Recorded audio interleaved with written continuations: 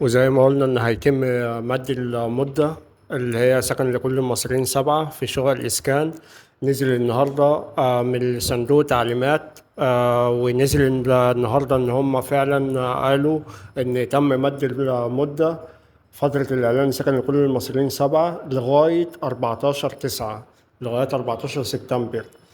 وتقدر تشتري الكراسة وتقدم وترفع ورقك وتدفع في البريد.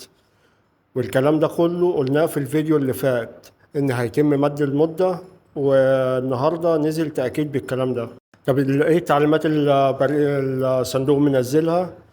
بيقول لك ان لا يتم رفع ايصال جدية الحجز بعد السداد في البريد اللي هو ايه 50,000 جنيه. يعني انت مش هترفع وصل السداد جدية الحجز اللي هو 50,000 جنيه. وان هم باعوا اكتر من 200، فان هم باعوا اكتر من 207,000 كراسة شروط، وان قام اكتر من 144,000 مواطن بتسجيل الطلب ورفع المستندات. يبقى اللي قدموا على الموقع 144,000 مواطن بتسجيل الطلبات ورفع المستندات. دول اللي هم كملوا الخطوات.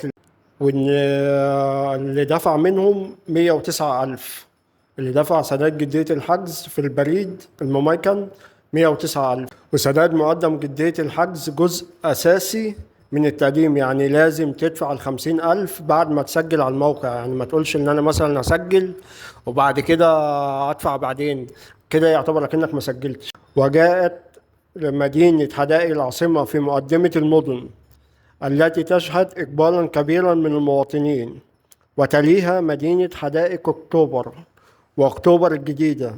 يبقى المدن اللي هي أكتر إقبال عليها حدائق العاصمة، وبعديها حدائق أكتوبر وأكتوبر الجديدة. ونزل برضك إن لازم تسجل عبر الموقع الإلكتروني وتسدد جدية الحجز بمكاتب البريد. يبقى ده شرط أساسي إن أنت تسجل وتدفع. لو ما استكملتش جميع الإجراءات الموضحة في كراسة الشروط يبقى أنت كده يعتبر ما قدمتش رسميا. وده اللي قلناه، إن كراسة الشروط نركز وإحنا بنكتبها.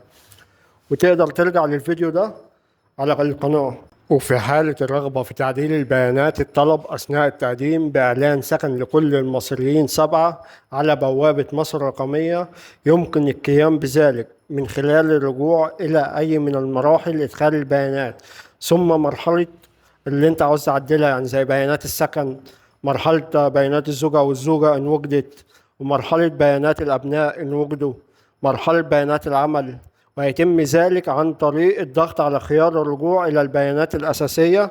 وكل الكلام ده الصندوق منزله، بس احنا لما في ناس كتير بعتلي ان هي مش قادرة تعمل الخطوة دي، ان هي تعمل تعديل، بس هو الصندوق منزل الكلام ده. بالنسبة لسداد مقدم جدية الحجز، هيتم إتمام السداد خلال 24 ساعة من تسجيل الطلب على بوابة مصر الرقمية.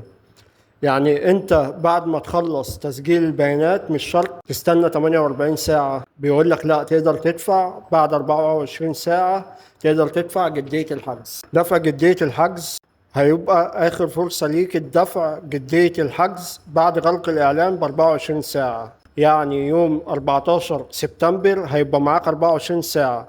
يعني انت ما دفعتش، هتقدر اللي هو بعد ال 14 سبتمبر 14/9 تقدر معاك 24 ساعة تدفع فيهم. لو ما دفعتش يبقى انت كده اكنك ما قدمتش. وبعديها مش هينفع تدفع جدية الحجز، وان جدية الحجز بتسمع مباشرة على الموقع. يعني دلوقتي لما بتدفع بتخش على الموقع بتلاقيه ان هو مسمع معاك على الموقع ان انت دفعت جدية الحجز اللي هم 50,000 جنيه. بعد لما ترفع ورقك وتدفعوا جدية الحجز في البريد، ممنوع تلغي الطلب، لان انت لو لغيت الطلب كأنك ما عملتش اي حاجة. فانت لو انت جالك اللي هو تدفع بعد 48 ساعة ورحت البريد دفعت، خلي بالك انت وبتخش على حسابك وطلباتي والطلب بتاعك ما تدوس كلمة الغاء. واذا لغيته للاسف كده راح عليك التقديم. ولما يبقوا يفتحوا فتح سحب مقدم جدية الحجز تقدر تروح تسحب مقدم جدية الحجز، او تعمل تظلم لو هم فتحوا التظلم للناس اللي عملوا الغاء. فخلي بالك من النقطة دي، ان انت وداخل على طلباتي خلي بالك ما تدوس على كلمة الغاء، عشان لو لغيته بعد الدفع كده راح عليك التقديم وأكنك ما قدمتش.